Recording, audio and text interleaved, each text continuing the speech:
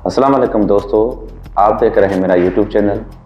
और आज के हम वीडियो में आप सबको ये बताएंगे कि जो मुमकिना हमला कतर पर हुआ है, उस हमले के बाद जो आलमी दुनिया की मीडिया वजाहतें पेश कर रही है और वॉल स्ट्रीट जर्नल ने जो आज कॉलम शाया किया है कि इसराइल के मिसाइल जो सऊदी अरेबिया के एयर से गुजरे और वो जाकर दोहा में हमास के ऑफिस को हिट के, उसमें क्या सच्चाई है और आने वाले वक्त में इसराइल कौन कौन से इस्लामी ममालिक को निशाना बनाने जा रहा है और अरबों की वो कौन सी कमज़ोरियां हैं और वो कौन से सीक्रेट डील है अमेरिका से जो अभी तक पब्लिक नहीं हुई और जिसकी कमज़ोरी का फ़ायदा इसराइल इस टाइम उठा रहा है। और इतना सब कुछ होने के बावजूद अरब दुनिया के सरबराह, ख़ासतौर पर कतर का जो सरबराह है, प्राइम मिनिस्टर है, वो अवाम को ये नहीं समझा सका कि हमारी डील अमेरिका के दरमियान जो सिक्योरिटी लेयर प्रोवाइड करने की थी उसके असूल क्या थे और वो अभी तक किसी भी पब्लिक क्यों नहीं हुए।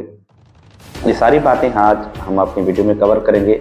और हम आपको बताएंगे कि उस हमले के वक्त अमेरिका और ब्रिटिश के जो जहाज़ थे वो कैसे इसराइल को फेवर करते रहे और अलुदेस एयरबेस पर कितने अमेरिकी ड्यूटी पर थे, ऑन ड्यूटी थे और वो एयर डिफेंस सिस्टम को किस तरह वो नॉन फंक्शनल किए हुए थे। ये सारी बातें जो आपको कोई मीडिया चैनल नहीं बताएगा, हम आज के ब्लॉग में पूरी कोशिश करेंगे कि हम आपको वो बातें बताएं जिससे आपकी नॉलेज में इजाफा हो सके और आप जान सकें कि ये कतर, अमेरिका, सऊदी अरब की जो डील है वो सीक्रेट डील क्या है और अरबों को क्या कमजोरियाँ हैं जिसकी वजह से वो इसराइल पर कोई भी एक्शन उठाने तक से कासिर हैं। हकीकत तो ये है कि इस हमले को 2 दिन हो गए हैं, लेकिन कतर ने अभी तक इसराइल का कोई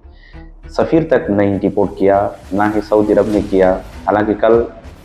15 सितंबर को जो आलमी इजलास होना है इस्लामी मुल्कों का, उसमें सवाए मजम्मत और करारदाद के सिवा कोई भी एक्सपेक्टेशन नहीं की जा सकती। अभी तक किसी भी मुस्लिम मुल्क ने जिन्होंने भी इसराइल को तस्लीम किया हुआ है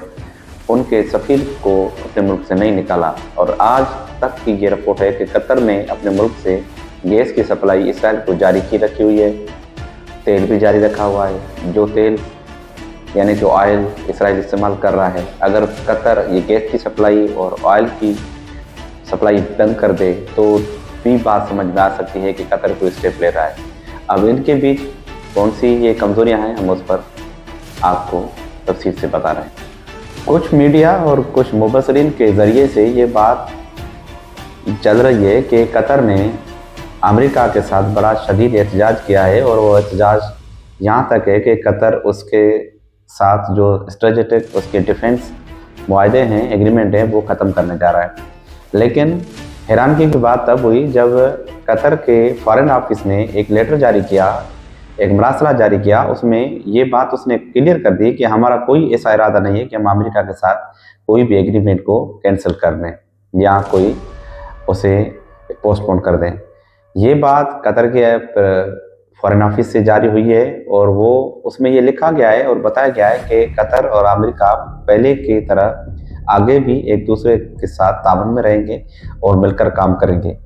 अब ये बात आप समझें कि जो एयर डिफेंस सिस्टम और जो इक्विपमेंट, जो प्लेन, जेट और मिसाइल सिस्टम जो कतर ने बड़े महंगे खरीद किए हुए हैं मुख्तलिफ ममालिक से और एक बड़ी भारी तादाद में उनके पास सिला है, उनके जो ऑपरेटर हैं वो कतरी हैं ही नहीं, वो अमेरिकन हैं। वो अमेरिकन ऑपरेटर जो उसकी पहली तरजीह ये है कि अमेरिका में अभी तो ये भी बहस चल रही है कि जो भी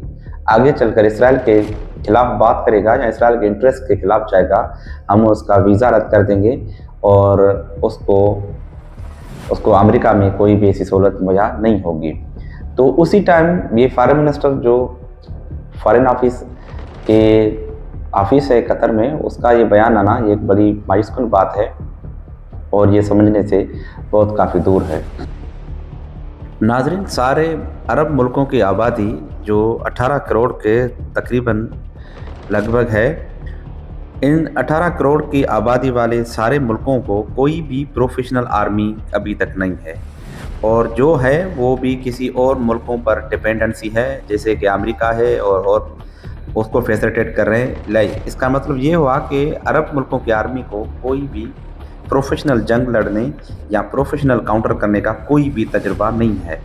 अभी ये हैरत की बात होगी कि जो कतर पर जिस टाइम हमला हुआ उस टाइम कतर के बेस पर 36 राफेल और उनसे ज़्यादा और भी टाइफोन, यूरो और F-16 जैसे लेटेस्ट वर्जन के जहाज़ मौजूद थे। लेकिन इन सारी सिक्योरिटी होने के बावजूद भी कोई भी इंटरसेप्शन इजरायली जहाज़ों को पेश नहीं आई और ना ही उसको कोई रुकावट महसूस हुई। हालांकि ये बात भी ज़्यादातर एक फैक्ट के साथ और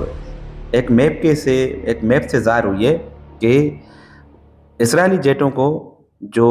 जेट आए थे उनको रिफ्यूलिंग भी कतर के अंदर से ही हुई थी। और ये सारी बातें तब ज़ाहिर हो रही हैं जब कतर के वज़ीर आज़म ये कहते फिर रहे कि हमें इस हमले का कोई भी इंफॉर्मेशन या अंदाज़ा नहीं था। कतर के इस हमले के बाद ये बात ज़ाहिर हो गई है कि अगर कोई बदतरीन डेमोक्रेसी भी हो तो वो एक बड़ी अच्छी शहनशाद से ज़्यादा बेहतर होती है, क्योंकि डेमोक्रेसी वाले हुक्मरान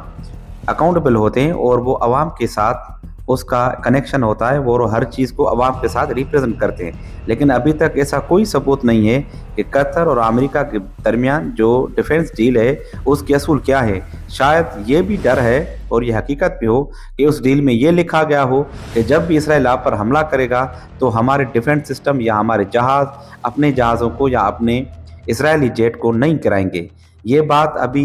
बड़ी मायूसी की तरह इस्लामी दुनिया में और हुक्मरानों में फैल रही है, लेकिन अभी तक कोई भी पब्लिक ऐसा मुआहदा नहीं दिखाई दिया कि उस मुआहदे के तहत जो अमेरिका काफ़ी अरसे से कतर में अपना बेस बनाया हुआ है उस बेस का फंक्शन क्या है। ये बेस कभी यमन पर तो बड़े बम गिरा देता है, इसराइल की तरफ से जो इसराइल पर मिसाइल जाते हैं ईरान के उन मिसाइलों को इंटरसेप्ट कर देता है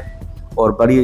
बड़े होशो हवास से उन मिसाइलों को रोकता है। लेकिन जब इसराइल के जेट आते हैं तो उनको पता ही नहीं चलता और वो कोई भी इंटरसेप्ट नहीं कर पाते। ये सारी बातें अब आम लोगों के जहन में इस तरह से हैं कि अरब और इसराइल और अमेरिका की दरमियान एक डील है कि ये जो भी डिफेंस सिस्टम है सऊदी अरबिया में है, कतर में है या यूएई में है, वो कभी भी इसराइल की तरफ से जो भी हमला होगा इन अरबों पर वो उनको रिटेलिएट नहीं करेंगे, यानी कि उसको न्यूट्रलाइज नहीं करेंगे। और इसी बुनियाद पर कोई भी ऐसी डील नहीं ज़ाहिर हो रही और ना ही पब्लिक हो रही है कि इसराइल अगर अरबी मुल्कों पर हमला करता है तो अमेरिका उस हमले को रोकने का जिम्मेदार होगा या नहीं। ऐसा कोई भी रिटन स्टेटमेंट अमेरिका और कतर के दरमियान ज़ाहिर नहीं हुआ। वॉल स्ट्रीट जर्नल में एक आज कॉलम शाया हुआ है। उस कॉलम में इस अखबार का दावा है कि ये जो अटैक हुआ है दोहा पे, ये रेड सी के ऊपर से जो मिसाइल दागे गए उन मिसाइलों ने जो एयर स्पेस यूज़ की थी वो सऊदी अरेबिया की थी, जो सऊदी अरेबिया को क्रॉस करके कतर में जाकर लगे हैं। और अगर हम मैप देखें भी तो ये बात साफ दिखाई दे रही है और ये फैक्ट लग रही है कि बिल्कुल 3 मुल्कों के बॉर्डर आपस में मिलते हैं, सऊदी अरब,